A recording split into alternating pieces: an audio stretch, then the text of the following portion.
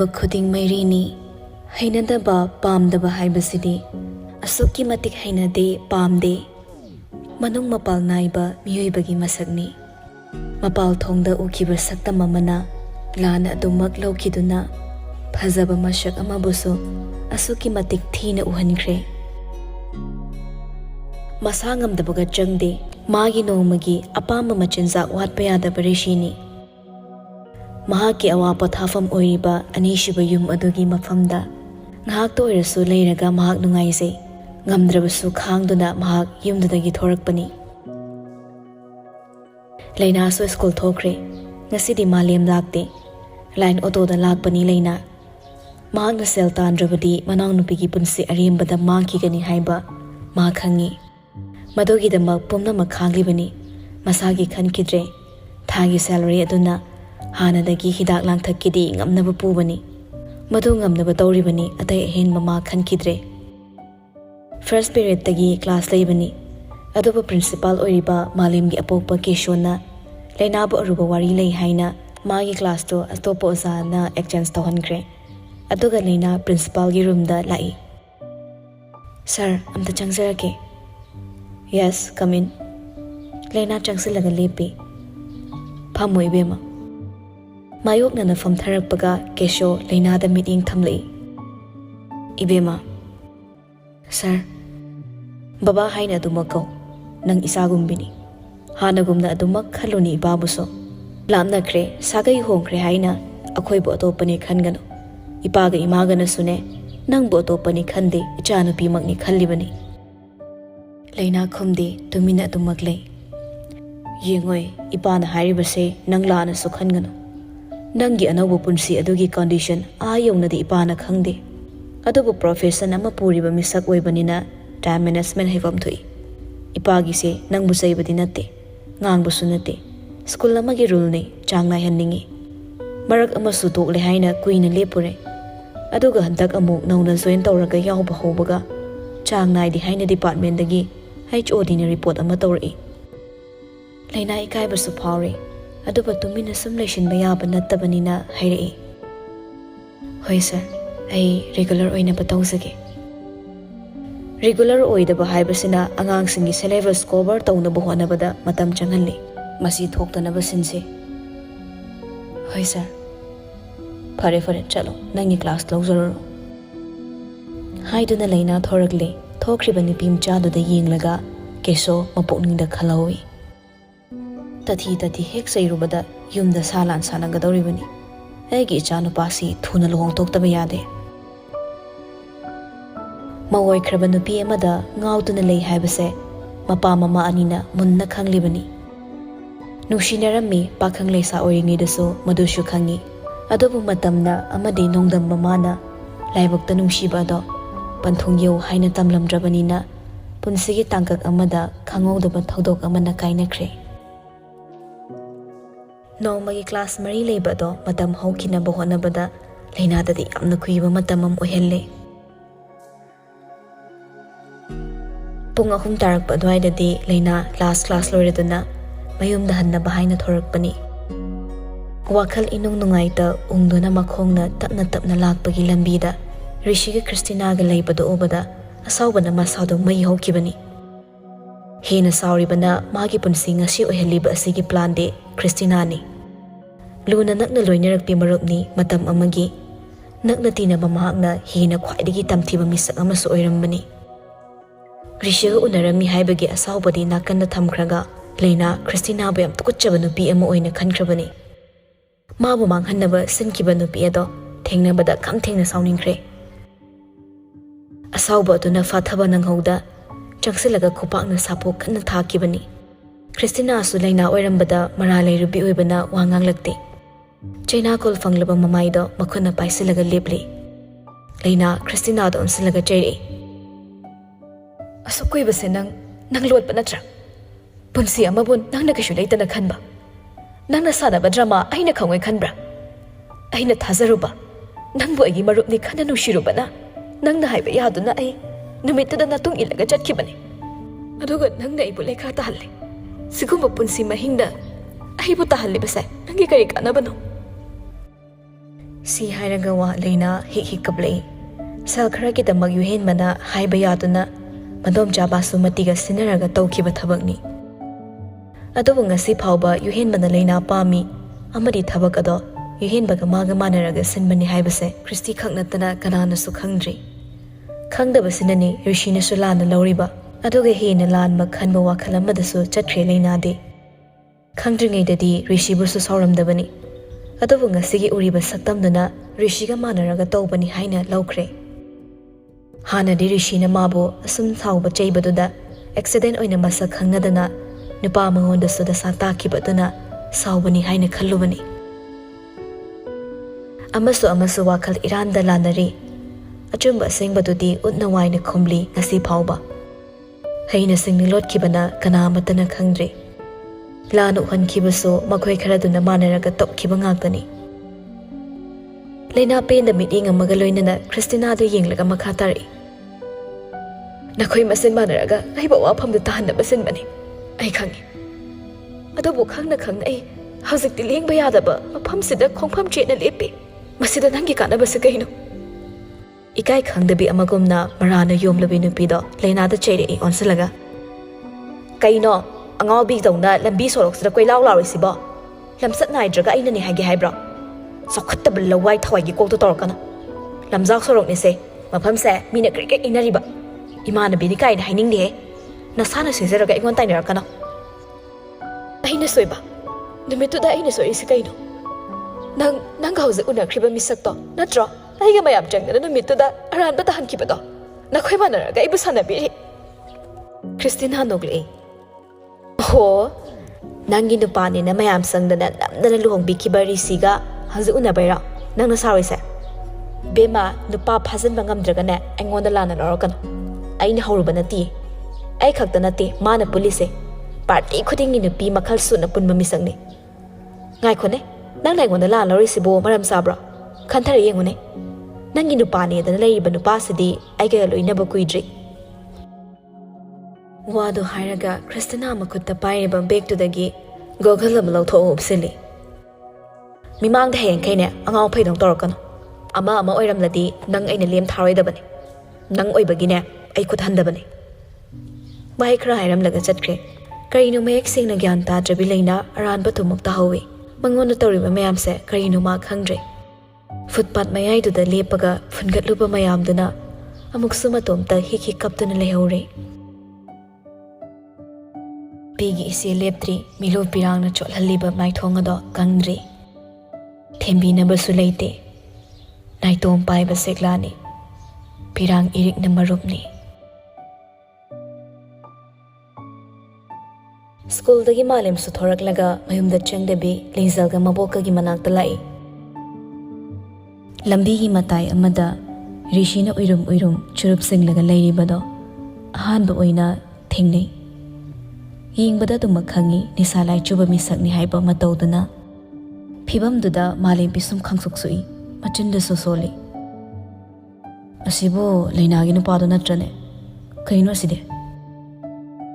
Gari do machi amada khamlaga malem rishi gi picture ama lona lowi phone do puthoklaga adoga kanagumba amada thai simasa khangbreng message to tha ki baga phone do side sit ta thamkre adoga malem gari do thokre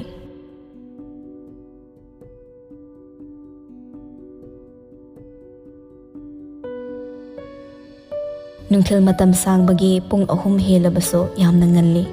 Nungsha yamna sari ba matam oiri malim yumda direct oina thozila I gari do lingzil sumangolda maboka bara hongnaba oira male maroi mallaga famlammi malim mangolda kari abok lingzil maroi semliro da malim chichidi yarok trobo mabokna phamu malim dari da gidek da phamthei lingzilna Damale mot kani ai mora lauthoge Hey lauthora no yare yam saiba sidawin famage na phido mo loidrani nangbo abo kaisu toroida ado leina somda laktabro lakti ne school laktabro mabo la ai gadi thingna drabo ngasidi han kraba khangdi tholakpa su uramdi damalem dike do bala iba du de ꯑꯩꯗꯤ ꯆꯤꯆꯦ ꯌꯥꯎꯔꯛꯄꯣꯏ ꯅꯤꯡꯂꯨꯔꯦ ꯃꯥꯂꯦꯝ ꯅꯣꯛꯏ ꯅꯣꯏ ꯆꯦ ꯌꯥꯎꯗ꯭ꯔꯗꯤ ꯑꯩ ꯂꯥꯛꯄ ꯌꯥꯗ꯭ꯔꯣ ꯍꯥꯏꯁꯦ ꯌꯥꯏ ꯑꯗꯣ ꯆꯤꯆꯦꯗꯣ ꯑꯗꯨꯝ ꯂꯥꯛꯄꯗꯨꯗ ꯍꯥꯏꯕꯅꯦ ꯂꯥꯛꯇꯣꯏꯅꯦ ꯅꯆꯦꯒꯁꯨ ꯂꯥꯛꯀꯅꯤ ꯑꯩꯅ ꯅꯍꯥꯟ ꯈꯔ ꯆꯩꯔꯨꯔꯦ ꯑꯗꯨꯗꯩ ꯁꯥꯎꯈ꯭ꯔꯕ ꯀꯧꯕꯤꯔꯛꯇ꯭ꯔꯦ ꯑꯅꯝ ꯀꯟꯕ ꯑꯗꯨꯃꯗꯤ ꯁꯨꯄꯗꯦ ꯐꯠꯇꯦ ꯀꯣꯜꯒꯁꯦ ꯄꯥꯏꯕꯤꯔꯛꯇ꯭ꯔꯦꯅꯦ ꯂꯤꯡꯖꯦꯜꯗꯤ ꯑꯉꯥꯡꯅꯤ ꯋꯥꯗꯨꯗ ꯀꯩꯁꯨ ꯈꯟꯗ ꯅꯣꯛꯏ ꯃꯆꯦꯒ ꯍꯥꯟꯅ ꯅꯨꯡꯁꯤꯅꯔꯝꯃꯤ ꯈꯪꯉꯤ ꯑꯗꯨꯕꯨ ꯂꯨꯍꯣꯡꯈ꯭ꯔꯦ ꯑꯇꯣꯞꯄ ꯑꯃꯗ ꯃꯗꯨꯁꯨ ꯈꯪꯉꯤ ꯈꯪꯂꯕꯁꯨ ꯑꯉꯥꯡꯒꯤ ꯋꯥꯈꯜ ꯍꯥꯏꯔꯦꯗꯅ ꯍꯧꯖꯤꯛꯐꯥꯎ ꯂꯣꯏꯅꯔꯤꯕ ꯇꯤꯟꯅꯔꯤꯕꯗꯣ ꯏꯆꯝ ꯆꯝꯅ ꯑꯗꯨꯃꯛ ꯈꯜꯂꯤ ꯑꯉꯥꯡ ꯑꯣꯏꯔꯦ ꯍꯥꯏꯔꯕꯁꯨ ꯑꯃꯔꯣꯝꯗꯗꯤ ꯂꯤꯡꯖꯦꯜꯁꯨ ꯅꯨꯡꯉꯥꯏꯇꯕ ꯐꯥꯎꯔꯤ ꯃꯆꯦꯒꯤ ꯅꯨꯡꯁꯤꯖꯕ ꯃꯤꯁꯛ ꯑꯗꯨꯒ ꯊꯨꯡꯅꯗꯕꯗꯨꯗ ꯑꯗꯨꯕꯨ ꯃꯕꯣꯛꯇꯤ ꯃꯥꯂꯦꯝꯒꯤ ꯋꯥꯗꯣ ꯇꯥꯕꯗ ꯅꯨꯡꯁꯨꯛ ꯅꯨꯡꯖꯥꯅꯩ ꯏꯆꯝ ꯆꯝꯅ ꯂꯣꯏꯅꯩ ꯍꯥꯏꯔꯁꯨ ꯁꯥꯒꯩ ꯍꯣꯡꯈ꯭ꯔꯕ ꯃꯁꯨꯅꯤ ꯃꯁꯨꯒꯤ ꯈꯟꯕꯗ ꯂꯣꯏꯅꯍꯟꯅꯤꯡꯗꯕ ꯐꯥꯎꯏ ꯃꯔꯝꯗꯤ ꯅꯨꯡꯁꯤꯗꯕꯒꯤ ꯅꯠꯇꯦ ꯂꯩꯀꯥꯏꯒꯤ ꯁꯃꯥꯖꯀꯤ ꯑꯃꯗꯤ ꯃꯤꯒꯤꯁꯨ ꯏꯃꯨꯡ ꯃꯅꯨꯡ ꯂꯩꯔꯤ ꯃꯗꯨꯒꯤ ꯈꯟꯕꯅꯤ ꯑꯗꯨꯕꯨ ꯉꯥꯡꯂꯨꯕ ꯆꯩꯔꯨꯕꯗꯤ ꯃꯕꯣꯛꯅ ꯉꯝꯗ꯭ꯔꯦ ꯑꯕꯣꯛ ꯁꯦ ꯌꯥꯝꯗꯤ 10,000 ꯃꯦꯝꯆꯥ ꯉꯛꯅ ꯀꯔꯤꯒꯤꯅꯣ ꯃꯥꯂꯦꯝ ꯂꯤꯡꯖꯦꯜꯒꯤ ꯀꯩꯀꯩ ꯁꯤꯟꯅꯅꯕ ꯃꯇꯦꯡ ꯑꯣꯏꯅꯕꯅꯦ ꯑꯩ ꯗꯣꯛꯇꯔꯒꯁꯨ ꯄꯥꯎ ꯐꯥꯎꯅꯔꯦ ꯆꯠꯅꯤꯡꯕ ꯁꯦꯜ ꯆꯪꯁꯅꯣ ꯑꯩ ꯂꯩꯅꯥꯒ ꯇꯥꯟꯅꯔꯒ ꯁꯤꯟꯒꯦ ꯁꯤꯅ ꯍꯧꯖꯤꯛꯀꯤ ꯑꯣꯏꯅꯗꯤ ꯍꯤꯗꯥꯛ ꯂꯩꯕ ꯃꯥꯒꯤ ꯍꯣꯁꯄꯤꯇꯥꯜꯗ ꯆꯦꯛꯑꯞ ꯆꯠꯄ ꯈꯣꯠꯄꯗ ꯁꯤꯖꯤꯟꯅꯔꯣ ꯆꯠꯄ ꯐꯔꯛ ꯇꯥꯔꯁꯨ ꯑꯕꯣꯛ ꯑꯩꯉꯣꯟꯗ ꯍꯥꯏꯔꯛꯑꯣ ꯑꯩ ꯂꯥꯛꯀꯦ ꯃꯥꯂꯦꯝ ꯌꯥꯝꯃꯜꯂꯤꯗ ꯃꯥꯒꯤ ꯀꯀꯥꯒ ꯃꯗꯣꯝꯆꯥꯒꯅꯁꯨ ꯑꯗꯨꯝ ꯌꯦꯡꯁꯤꯜꯂꯤ ꯃꯆꯦꯅꯁꯨ ꯑꯗꯨꯝ ꯇꯧꯔꯤꯗ ꯑꯕꯣꯛ ꯂꯧꯔꯔꯣꯏꯒꯦ ꯑꯕꯣꯛ ꯑꯩꯁꯦ ꯑꯇꯣꯞꯄꯅꯤ ꯈꯜꯂꯕ꯭ꯔꯣ ꯍꯣꯏ ꯈꯟꯐꯝꯁꯨ ꯊꯣꯛꯏ ꯌꯨꯝꯁꯤꯒ ꯑꯩꯒꯗꯤ ꯃꯔꯤ ꯑꯃꯠꯇ ꯂꯩꯅꯕ ꯅꯠꯇꯦ ꯑꯗꯨ ꯑꯣꯏꯔꯁꯨ ꯑꯕꯣꯛ ꯑꯩꯕꯨꯁꯨ ꯅꯁꯨꯃꯛꯅꯤ ꯈꯜꯂꯣ ꯂꯤꯡꯖꯦꯜꯁꯦ ꯑꯩꯒꯤ ꯏꯆꯟꯅꯨꯄꯤꯅꯤ ꯈꯜꯂꯒ ꯑꯩꯅ ꯃꯇꯦꯡ ꯄꯥꯡꯕꯅꯤ ꯁꯦ ꯑꯕꯣꯛ ꯂꯧꯁꯤꯜꯂꯣ ꯃꯥꯂꯦꯝ ꯁꯦꯜꯁꯤ ꯌꯥꯝꯃꯤ ꯅꯪꯅ ꯇꯧꯕꯤꯔꯒ ꯂꯥꯛꯏꯁꯤꯗꯤ ꯉꯁꯥꯏꯗꯒꯤ ꯂꯨꯝꯂꯒ ꯇꯥꯔꯤꯕꯣꯏꯔꯦ ꯕꯥꯁꯨꯃꯇꯤ ꯏꯃꯨꯡꯗꯒꯤ ꯊꯣꯔꯛꯂꯒ ꯃꯥꯂꯦꯝꯅ ꯄꯤꯔꯤꯕ ꯁꯦꯜꯗꯣ ꯇꯥꯞ ꯍꯦꯛꯇ ꯂꯧꯈꯤ ꯑꯗꯨꯒ ꯅꯣꯛꯁꯤꯟꯅꯔꯒ ꯍꯥꯏꯔꯛꯏ ꯃꯥꯂꯦꯝ ꯐꯔꯦ ꯏꯅꯣꯝꯆꯥꯅ ꯉꯝꯕꯗꯅꯦ ꯑꯃꯨꯛ ꯁꯤꯡꯀꯠꯄ ꯍꯥꯏꯗꯨꯅꯤ ꯍꯌꯦꯡ ꯍꯣꯁꯄꯤꯇꯥꯜ ꯆꯠꯇꯣꯔꯤꯅꯤ ꯀꯩꯅꯣ ꯇꯧꯕ ꯈꯣꯠꯄ ꯀꯌꯥꯝ ꯌꯥꯝ ꯄꯜꯂꯛꯄꯅꯤ ꯍꯤꯗꯥꯛꯁꯨ ꯂꯩꯗꯣꯔꯤꯕ ꯁꯦꯜꯅ ꯁꯤꯀꯤ ꯂꯩꯕ ꯅꯠꯇꯦꯗꯣ ꯁꯤꯅ ꯃꯇꯦꯡ ꯑꯣꯏꯅꯔꯒꯦ ꯃꯕꯣꯛꯇꯨ ꯁꯥꯎꯅꯤꯡꯂꯦ ꯃꯇꯧꯗꯣ ꯕꯥꯁꯨꯃꯇꯤ ꯏꯕꯦꯝꯃ ꯁꯦꯜꯗꯣ ꯌꯥꯝꯃꯜꯂꯤ ꯅꯪꯕꯨ ꯏꯀꯥꯏꯕꯒ ꯑꯃꯠꯇ ꯈꯪꯗ꯭ꯔꯕ꯭ꯔꯣ ꯀꯩꯅꯣ ꯏꯃꯥ ꯃꯥꯂꯦꯝꯗꯕꯨ ꯀꯔꯤ ꯏꯀꯥꯏꯅꯤꯡꯉꯥꯏ ꯑꯣꯏꯔꯤꯒꯦ ꯉꯝꯗ꯭ꯔꯦ ꯑꯩꯈꯣꯏꯁꯨ ꯄꯨ ꯊꯥꯡꯕ ꯃꯤꯅ ꯃꯇꯦꯡ ꯇꯧꯔꯛꯏꯁꯤꯅ ꯅꯁꯨ ꯅꯨꯄꯤꯁꯦ ꯌꯦꯡꯂꯨꯗꯣꯏꯕ ꯃꯥꯂꯦꯝ ꯏꯗꯣꯝꯆꯥ ꯂꯧꯔꯦꯀꯣ ꯍꯣꯏ ꯏꯗꯣꯝꯆꯥ ꯐꯖꯅ ꯌꯦꯡꯕꯤꯔꯣ ꯑꯩꯁꯨ ꯌꯥꯝꯗꯤ ꯄꯤꯅꯤꯡꯕꯅꯤ ꯑꯗꯨꯕꯨ ꯉꯝꯗ꯭ꯔꯦ ꯌꯥꯏꯗ ꯐꯝꯃꯣ ꯏꯗꯣꯝꯆꯥ ꯆꯥ ꯂꯣꯟꯕꯤꯔꯛꯀꯦ ꯌꯥꯔꯦꯗ ꯏꯗꯣꯝꯆꯥ ꯁ꯭ꯀꯨꯜꯗꯒꯤ ꯊꯛꯂꯛꯏ ꯍꯣ ꯁ꯭ꯀꯨꯜꯒꯤꯅ ꯃꯍꯥꯎ ꯑꯃꯅꯤ ꯁꯤꯗ ꯑꯃꯅꯤ ꯀꯩꯅꯣ ꯏꯗꯣꯝꯆꯥ ꯍꯥꯎꯅ ꯂꯣꯜꯂꯛꯀꯦ ꯊꯛꯇꯕ ꯌꯥꯔꯣꯏꯀꯣ ꯏꯔꯥꯡ ꯌꯥꯎꯕ ꯋꯥꯍꯩ ꯏꯔꯥꯡ ꯁꯦꯟꯕ ꯃꯤꯠꯌꯦꯡ ꯃꯤꯅꯣꯛꯅ ꯋꯥ ꯈꯔꯗꯣ ꯍꯥꯏꯔꯝꯂꯒ ꯏꯃꯨꯡꯗ ꯅꯣꯛꯃꯤ ꯆꯪꯈ꯭ꯔꯦ ꯁꯦꯜꯗꯨ ꯈꯛꯇꯅꯤ ꯃꯍꯥꯛꯅ ꯎꯔꯤꯕ ꯃꯕꯣꯛꯇꯨ ꯏꯀꯥꯏꯔꯦ ꯃꯥꯂꯦꯝꯒꯤ ꯃꯃꯥꯡꯗ ꯂꯤꯡꯖꯦꯜꯁꯨ ꯇꯧꯔꯤꯕꯗꯨ ꯎꯕꯗ ꯏꯀꯥꯏꯕꯒꯨꯝ ꯅꯣꯛꯊꯔꯒ ꯂꯩ ꯃꯁꯨ ꯃꯕꯦꯟ ꯑꯅꯤꯒꯤ ꯃꯇꯧꯗꯣ ꯈꯪꯂꯗꯨꯅ ꯃꯥꯂꯦꯝ ꯂꯤꯡꯖꯦꯜꯒꯤ ꯃꯅꯥꯛ ꯆꯪꯁꯤꯜꯂꯒ ꯐꯛꯇꯨꯗ ꯃꯥꯁꯨ ꯐꯝꯃꯤ ꯑꯗꯨꯒ ꯂꯦꯟꯒꯣꯟꯕꯤꯔꯒ ꯍꯥꯏꯔꯛꯏ ꯁ꯭ꯀꯨꯜ ꯀꯥꯕ ꯉꯝꯅꯕ ꯐꯔꯣꯀꯣ ꯀꯨꯏꯃꯜꯂꯦ ꯅꯁꯥ ꯁꯣꯜꯂꯒ ꯂꯩꯔꯤꯁꯦ ꯊꯥꯏꯅ ꯑꯗꯥ ꯃꯥꯂꯦꯝꯒ ꯆꯤꯆꯦꯒ ꯑꯩꯈꯣꯏ ꯀꯣꯏꯕ ꯆꯠꯄꯗꯣ ꯑꯗꯨꯃꯥꯏꯅ ꯆꯠꯁꯦꯕ ꯆꯤꯆꯦꯗꯤ ꯂꯨꯍꯣꯡꯈ꯭ꯔꯗꯨꯗꯤ ꯌꯥꯔꯣꯏ ꯀꯩꯁꯨ ꯀꯩꯗꯧꯕ ꯌꯥꯔꯣꯏꯗꯣꯏꯅꯣ ꯅꯪꯒ ꯑꯩꯒꯅ ꯒ꯭ꯔꯤꯛꯀꯤ ꯇꯛꯂ ꯂꯣꯏꯔꯦ ꯊꯥꯏꯅꯁꯨ ꯏꯕꯥꯅꯤꯅ ꯅꯝꯗꯅ ꯂꯣꯛꯇꯥꯛꯇ ꯄꯨꯔꯤꯗꯨꯗꯤ ꯂꯤꯡꯖꯦꯜ ꯃꯃꯣꯟ ꯅꯣꯛꯅ ꯍꯧꯈꯤꯕ ꯋꯥꯔꯤꯁꯤꯡꯗꯨ ꯅꯤꯡꯁꯤꯡꯂꯒ ꯍꯔꯥꯎ ꯇꯝꯖꯔꯛꯏ ꯊꯝꯕꯥꯜꯁꯨ ꯍꯦꯛꯄꯗꯣ ꯆꯤꯆꯦꯅ ꯀꯦꯖꯩꯌꯦꯅ ꯄꯦꯔꯤ ꯇꯧꯕꯗꯣ ꯑꯗꯨꯒ ꯃꯥꯅ ꯍꯤꯗꯩ ꯀꯥꯈꯠꯂꯀꯥꯟꯗꯅ ꯀꯤꯗꯕꯒ ꯁꯥꯕꯗꯣ ꯑꯗꯨꯃꯥꯏꯅ ꯀꯣꯏꯕ ꯆꯠꯄ ꯐꯪꯈꯤꯗ꯭ꯔꯥ ꯑꯩꯁꯨ ꯅꯥꯔꯦ ꯈꯤꯇꯪ ꯆꯠꯄꯗ ꯍꯦꯛꯇ ꯋꯥꯏ ꯁꯣꯔ ꯍꯣꯟꯕꯁꯨ ꯉꯝꯗꯦ ꯑꯗꯨꯒ ꯆꯤꯆꯦꯁꯨ ꯏꯇꯩ ꯂꯩꯈ꯭ꯔꯦ ꯏꯇꯩꯅ ꯆꯠꯀꯦ ꯌꯥꯔꯣꯏ ꯃꯥꯂꯦꯝ ꯏꯇꯩ ꯄꯜꯂꯛꯄꯗꯨꯗ ꯅꯣꯛꯂꯝꯕ ꯃꯤꯅꯣꯛꯇꯣ ꯈꯖꯤꯛ ꯍꯟꯖꯤꯜꯂꯤ ꯑꯗꯨꯕꯨ ꯁꯦꯀꯦꯟ ꯈꯔꯒꯤ ꯋꯥꯅꯤ ꯍꯥꯟꯅꯒꯨꯝ ꯍꯔꯥꯎ ꯑꯃꯨꯛ ꯍꯥꯏꯔꯛꯏ ꯏꯇꯩꯁꯨ ꯌꯥꯎꯔꯒ ꯄꯨꯟꯅ ꯆꯠꯂ ꯂꯣꯏꯔꯦꯗꯅ ꯃꯕꯣꯛꯇꯣ ꯑꯅꯤꯗꯨꯅ ꯁꯥꯟꯅꯔꯤꯕ ꯋꯥꯔꯤꯗꯣ ꯇꯥꯔꯒ ꯃꯥꯁꯨ ꯈꯖꯤꯛ ꯃꯃꯣꯟ ꯅꯣꯛꯏ ꯑꯗꯨꯝꯅ ꯂꯩꯔꯤꯉꯩ ꯊꯣꯡꯒꯥꯜꯗ ꯕꯨꯂꯦꯠ ꯃꯈꯣꯜ ꯑꯃ ꯇꯥꯔꯛꯏ ꯂꯤꯡꯖꯦꯜꯅ ꯍꯥꯟꯅ ꯃꯉꯛ ꯊꯥꯡꯒꯠꯂ ꯌꯦꯡꯂꯛꯏ ꯔꯤꯁꯤꯅꯤ ꯂꯥꯞꯅ ꯌꯨꯝꯗꯨꯗ ꯃꯤꯠꯌꯦꯡ ꯊꯝꯂꯛꯏ ꯔꯤꯁꯤꯁꯨ ꯃꯥꯂꯦꯝ ꯎꯔꯤꯕꯗꯣ ꯎꯕꯗ ꯆꯪꯕ ꯉꯝꯗꯦ ꯀꯤꯔꯨꯕꯒꯤ ꯋꯥ ꯅꯠꯇꯦ ꯃꯤ ꯑꯇꯣꯞꯄ ꯂꯩꯔꯝꯕꯗꯨꯗ ꯏꯇꯟ ꯇꯟꯕꯅꯤ ꯂꯤꯡꯖꯦꯜꯒ ꯃꯕꯣꯛꯀꯗ ꯐꯥꯎ ꯏꯀꯣꯏꯔꯤꯕ ꯃꯤꯁꯛꯅꯤ ꯔꯤꯁꯤ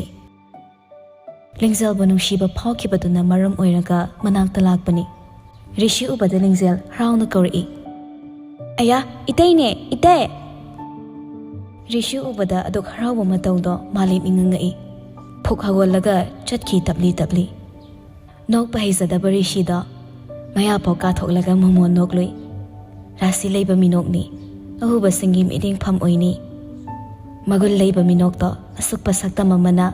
ꯃꯁꯛꯇꯣ ꯇꯝꯊꯤꯕ ꯅꯨꯄꯥ ꯑꯃꯁꯨ ꯃꯁꯥꯅ ꯑꯣꯏꯍꯟꯖꯒꯦ ꯊꯧꯔꯥꯡꯖꯩ꯫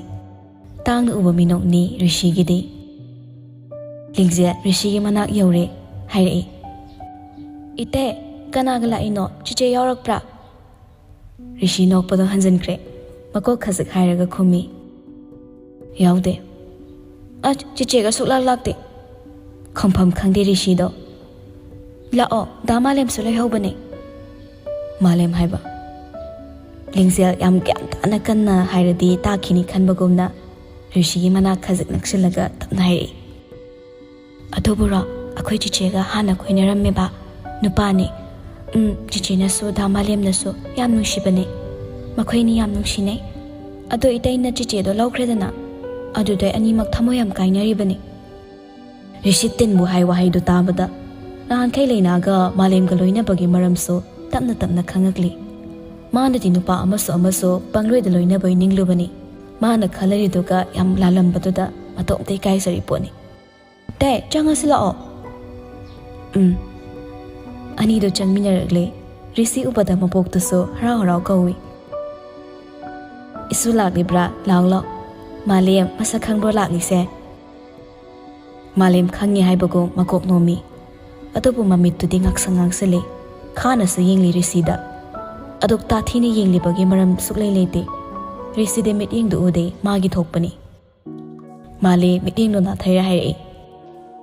"ꯑꯕꯣꯛ, ꯑꯩ ꯊꯦꯡꯉꯦ, ꯍꯜꯂꯒꯦ꯫ ꯍꯌꯦꯡ ꯍꯣꯁꯄꯤꯇꯥꯜ ꯆꯠꯄꯗꯣ ꯑꯩꯁꯨ ꯌꯥꯎꯒꯦ, ꯑꯩꯒ ꯆꯠꯁꯦ꯫ ꯂꯤꯡꯖꯦꯜ, ꯗꯥ ꯃꯥꯂꯦꯝ ꯆꯠꯂꯦꯀꯣ, ꯅꯥꯕ ꯐꯔꯣ." "ꯍꯣꯏ." ꯔꯤꯁꯤꯗꯗꯤ ꯀꯧꯕ ꯀꯧꯔꯝꯗꯦ꯫ ꯁꯥꯎꯅꯤꯡꯕꯅ ꯃꯁꯥꯗꯣ ꯈꯝ ꯊꯦꯡꯂꯦ ꯃꯥꯂꯦꯝ, ꯀꯔꯤꯒꯤꯁꯨ ꯁꯥꯎꯅꯤꯡꯂꯣꯏ꯫ ꯊꯋꯥꯏꯒꯨꯝꯅ ꯂꯨꯅ ꯆꯦꯛꯁꯤꯟꯅ, ꯈ꯭ꯋꯥꯏꯗꯒꯤ ꯄꯨꯝꯅꯃꯛꯇꯒꯤ ꯍꯦꯟꯅ ꯅꯨꯡꯁꯤꯅ ꯊꯝꯖꯕꯤ ꯃꯤꯁꯛ ꯑꯃꯕꯨ ꯂꯥꯏꯅ ꯂꯧꯈꯤꯕ ꯅꯨꯄꯥꯗꯨꯅꯤ ꯔꯤꯁꯤ꯫ ꯑꯗꯨꯒꯤꯁꯨ ꯃꯊꯛꯇ ꯅꯨꯡꯁꯤꯖꯔꯤꯕ ꯃꯤꯁꯛ ꯑꯗꯨꯕꯨ ꯇꯥꯊꯤ ꯇꯥꯊꯤ ꯇꯧꯕꯤꯕ ꯃꯇꯧ ꯎꯗ꯭ꯔꯁꯨ ꯂꯩꯅꯥꯒꯤ ꯃꯑꯣꯡ ꯃꯇꯧꯅ ꯈꯪꯕ ꯉꯝꯕꯅꯤ꯫ ꯁꯤꯒꯤ ꯃꯊꯛꯇ ꯅꯤꯁꯥ ꯂꯥꯏꯆꯨꯕ ꯃꯤꯁꯛ ꯑꯃꯁꯨ ꯑꯣꯏ ꯍꯥꯏꯕ ꯃꯥꯂꯦꯝꯅ ꯈꯪꯈ꯭ꯔꯦ꯫ ꯌꯦꯡꯂꯨ ꯈꯨꯗꯤꯡꯗ ꯁꯥꯎꯅꯤꯡꯅꯕꯒꯤ ꯃꯔꯝ ꯉꯥꯛꯇꯅꯤ꯫ ꯌꯦꯛꯅꯕ ꯑꯃꯕꯨ ꯈꯟꯈ꯭ꯔꯦ, ꯌꯦꯛꯈ꯭ꯔꯦ ꯃꯕꯨꯛꯇ ꯌꯥꯝꯅ ꯇꯝꯊꯤꯅ꯫ ꯎꯈ꯭ꯔꯦ ꯈ꯭ꯋꯥꯏꯗꯒꯤ ꯐꯠꯇꯕ ꯃꯤꯁꯛ ꯑꯃ ꯑꯣꯏꯅꯁꯨ꯫ ꯅꯍꯥꯟ ꯃꯈꯩꯗꯤ ꯅꯤꯁꯥ ꯂꯥꯏꯆꯨꯕ ꯃꯤꯅꯤ ꯈꯪꯂꯨꯗꯕꯅ ꯂꯩꯅꯥꯒꯤꯗꯃꯛ ꯈꯜꯂꯒ ꯃꯥꯂꯦꯝ ꯍꯦꯟꯖꯤꯟꯕ ꯉꯝꯗꯕꯅꯤ꯫ ꯑꯗꯨꯕꯨ ꯆꯥꯎꯈꯠꯇꯕ ꯃꯤꯁꯛ ꯑꯃ ꯑꯣꯏꯅ ꯎꯈꯤꯕꯅ ꯄꯨꯝꯅꯃꯛ ꯊꯦꯡꯅꯔꯒꯦ ꯍꯥꯏꯕ ꯋꯥꯈꯜ ꯄꯣꯛ ꯈꯟꯈ꯭ꯔꯦ꯫ ꯅꯨꯄꯥ ꯑꯅꯤꯗꯣ ꯌꯦꯡꯕꯗ ꯌꯥꯝꯅ ꯊꯤꯅ ꯈꯦꯠꯅꯩ꯫ ꯑꯃꯅ ꯁꯦꯠꯂꯤꯕ ꯗ꯭ꯔꯦꯁꯇꯒꯤ ꯍꯧꯅ ꯂꯣꯏꯅ ꯂꯦꯝꯂꯦ, ꯐꯣꯔꯃꯦꯜ ꯉꯥꯛꯇ ꯃꯁꯥ ꯅꯥꯟꯅ ꯁꯦꯠꯆꯥꯏ꯫ ꯑꯗꯨꯒ ꯑꯃꯅ ꯌꯦꯡꯕꯗ ꯈ꯭ꯋꯥꯏꯗꯒꯤ ꯀꯥꯛꯄ ꯃꯥꯟꯕꯅꯤ꯫ ꯂꯦꯗꯔ ꯖꯦꯀꯦꯠ ꯑꯃ ꯍꯥꯞꯄꯤ, ꯃꯅꯨꯡꯗꯅ ꯋꯥꯏꯠ ꯃꯆꯨꯒꯤ ꯁꯔꯠ ꯑꯃ ꯂꯤꯠꯂꯤ, ꯀꯦꯖꯨꯋꯦꯜ ꯄꯦꯟ ꯑꯃ, ꯕ꯭ꯂꯦꯛ ꯀꯂꯔꯒꯤ ꯕꯨꯠꯁ ꯑꯃ, ꯃꯁꯝꯗꯨꯅ ꯍꯧꯖꯤꯛꯀꯥꯟꯒꯤ ꯂꯨꯃꯥꯡ ꯈꯨꯏꯇꯛ ꯇꯧꯕ ꯁ꯭ꯇꯥꯏꯜꯗꯨꯅꯤ꯫ ꯃꯁꯥꯒꯤ ꯐꯤꯕꯝꯗꯤ ꯋꯥꯡ ꯆꯥꯎꯏ, ꯀꯨꯆꯨ ꯉꯧꯏ, ꯅꯤꯁꯥ ꯂꯥꯏꯆꯨꯕ ꯃꯤ ꯁꯨꯛꯃꯥꯟ ꯃꯥꯟꯗꯕꯅꯤ ꯔꯤꯁꯤ꯫ ꯂꯩꯔꯤꯕ ꯗ꯭ꯔꯦꯁꯤꯡꯗꯒꯤ ꯍꯧꯔꯒ ꯁ꯭ꯇꯥꯏꯜ ꯄꯨꯝꯅꯃꯛꯇ꯫ ꯃꯁꯤꯅꯁꯨꯅꯤ ꯃꯍꯥꯛꯅ ꯃꯥꯒꯤ ꯆꯤꯟꯖꯥꯛ ꯋꯥꯠꯇꯅ ꯍꯧꯖꯤꯛ ꯐꯥꯎꯕ ꯂꯩꯔꯤꯕ꯫ ꯅꯨꯄꯤ ꯀꯌꯥꯒꯤ ꯀ꯭ꯔꯁꯅꯤ, ꯄꯥꯔꯇꯤ ꯃꯐꯝꯗ ꯃꯥꯕꯨ ꯉꯥꯎꯗꯕ ꯅꯨꯄꯤꯗꯤ ꯂꯩꯔꯣꯏ꯫ ꯐꯖꯩ, ꯐꯖꯕꯗꯤ ꯑꯅꯤꯃꯛ, ꯑꯗꯨꯕꯨ ꯃꯑꯣꯡ ꯃꯇꯧ ꯐꯤꯖꯦꯠꯇ ꯈꯦꯠꯅꯕꯅꯤ꯫ ꯑꯃꯅ ꯉꯥꯎꯁꯤꯟꯅꯕ ꯃꯥꯟꯈ꯭ꯔꯦ, ꯑꯃꯅ ꯂꯦꯝꯅ ꯐꯖꯕꯅꯤ꯫ ꯃꯥꯂꯦꯝ ꯆꯠꯈꯤꯕꯗꯣ ꯍꯥꯏꯐꯦꯠ ꯌꯦꯡꯂꯒ ꯔꯤꯁꯤ ꯃꯥꯡꯒꯣꯜꯗ ꯀꯥꯔꯛꯏ, "ꯆꯨꯝꯅ ꯂꯥꯛꯄ꯭ꯔꯣ ꯅꯪꯕꯣ?" "ꯍꯣꯏ ꯑꯕꯣꯛ." "ꯂꯤꯡꯖꯦꯜꯕꯨ ꯍꯌꯦꯡ ꯗꯣꯛꯇꯔ ꯆꯠꯀꯅꯤ ꯍꯥꯏꯕ꯭ꯔꯣ?" "ꯆꯠꯀꯅꯤ." "ꯏꯇꯩ, ꯅꯪꯁꯨ ꯂꯥꯛꯑꯣ." ꯔꯤꯁꯤ ꯉꯥꯏꯍꯥꯛ ꯇꯨꯃꯤꯟ ꯂꯩꯔꯒ, "ꯅꯣꯏ ꯆꯦꯆꯦ ꯌꯥꯎꯒꯗ꯭ꯔꯣ?" "ꯈꯪꯗꯦ, ꯃꯥ ꯍꯣꯔꯦꯟ ꯀꯣꯜ ꯇꯧꯔꯛꯀꯗ꯭ꯔꯥ? ꯍꯧꯖꯤꯛꯐꯥꯎꯗꯤ ꯀꯩꯁꯨ ꯍꯥꯏꯔꯛꯇꯦ." ꯃꯕꯣꯛꯅ ꯃꯔꯛ ꯐꯠꯊꯠꯂꯤ, "ꯑꯩꯈꯣꯏꯅ ꯍꯥꯏꯗ꯭ꯔꯕ ꯈꯪꯕꯨ ꯈꯪꯂꯝꯂꯣꯏꯅꯦ, ꯃꯥꯏ ꯀꯀꯥꯒ ꯃꯗꯣꯝꯆꯥꯒ ꯄꯨꯟꯅ ꯆꯠꯆꯔꯅꯤ." ꯋꯥꯔꯤ ꯇꯧꯔꯤꯉꯩ ꯕꯥꯁꯨꯃꯇꯤ ꯆꯥ ꯄꯨꯗꯨꯅ ꯊꯣꯔꯛꯂꯦ꯫ ꯃꯥꯂꯦꯝꯒꯤ ꯃꯍꯨꯠ ꯔꯤꯁꯤ ꯂꯩꯔꯝꯕꯗꯨꯗ ꯏꯈꯪ ꯈꯪꯉꯤ꯫ ꯍꯨꯔꯥꯟꯕꯅ ꯃꯄꯨꯒꯤ ꯃꯃꯥꯡꯗ ꯃꯁꯥ ꯅꯤꯛꯄꯒꯨꯝ ꯏꯄꯥ ꯄꯥꯈꯠꯂꯦ꯫ ꯃꯕꯣꯛꯇꯣ ꯕꯥꯁꯨꯃꯇꯤꯗ ꯑꯣꯟꯁꯤꯜꯂꯦ, "ꯃꯥꯂꯦꯝ ꯆꯠꯈ꯭ꯔꯦ, ꯅꯪꯒꯤ ꯆꯥꯗꯣ ꯏꯕꯨꯡꯉꯣꯗ ꯄꯤꯔꯣ." ꯃꯕꯨꯛ ꯃꯅꯨꯡꯗ ꯀꯤꯖꯕꯒꯤ ꯋꯥꯅꯤ, ꯃꯄꯥꯟ ꯊꯣꯡꯗꯗꯤ ꯎꯠꯊꯣꯛꯇꯦ, ꯅꯣꯛꯁꯤꯟꯅꯔꯒ ꯍꯥꯏꯔꯛꯏ, "ꯔꯤꯁꯤ, ꯆꯥ ꯄꯥꯏꯌꯨ." वादो हायरगा चादो मखाद थुना थमलमलगा बासमती प्रपप चेंसिनख्रे इते चा थओ नंगोइन थओ आइदि चागा थारोयदा अबोक्तो सपिरो अहुम दो ngak wari watai tawi rishidi wa ngangde hanglakpa wahangi pakhumda tine tine pibana magi mathongni leina gi wasu kaya ama hanglei nongmata pau phasna kaungna daba nupidu gi wa hanglakpado mana thokpa hoi haiba pakhumsina maut silaga tuma khumki mabokto nungai tana hairi masunu pigi wa nungai bagi mahaune supang phangdrabi aigi isunido karamna bu lili bano abok na haining ba haibabu nakhoi ni masak khangna duna luhong bana trabasune ningthi na leimino wa khalang phangya ba matan nati ko nangi nu pigi dama lengdana lepu aboki suthoiba mafam sida lakpada rishina phangli base minung shingak tani mayum gi amna khene masina suni mafam sida mak na lakning liba lengzil na ma uraga harauzaba sinasu hi na ma nungai sai ngak wari toram labatong rishi mayum halakle mamdri mak na hanzalak matam do gari dogra sa thosilam laga imung changakle hek sangakpaga kamal room da lena isisi na tumli bato mit mang da urure nimit taram dai da adok thawai ta na tum da rishi magi room da ka khattage munna yengloi mamai macha da paliba mit naton chimbal suna yengli gari gi ngasina tok munna yengluriba han bu uba mai thongni nan makai ubado asumna su yenglude yengning basu phawrude adubu ngasidi rishi lena gi sakphamdo yengning na yapna munna yengli asum munna yenglambadai tapna makhongdo thanglaga changsili mamai macha da haitharaga tasilakliba masamdo yengbada nungaitre rishi makhuto tapna thangsilaga tasiliba masamdo haidokre iseng senglaba mai thongdo amuk mit khopta yenglaga lei adubu kari khalaklabano mifam hongkre aduga table do leiriba ising glass to tap pairaga makhut pak to da khra hai aduga thowa isa sada laina gi mamai do da kiksili wan man man masa pop taraga tum tharubani mamai do da ising khelakpa do da khangpre khangna laina phukaguli